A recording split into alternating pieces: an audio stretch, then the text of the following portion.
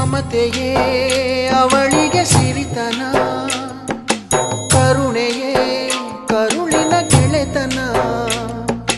ದೇವರಿಗೂ ಅವಳೆ ತಾನೆ ದೇವರು, ಅವಳ ಸರಿ ಸಮ ಯಾರು ಕಾಣರು.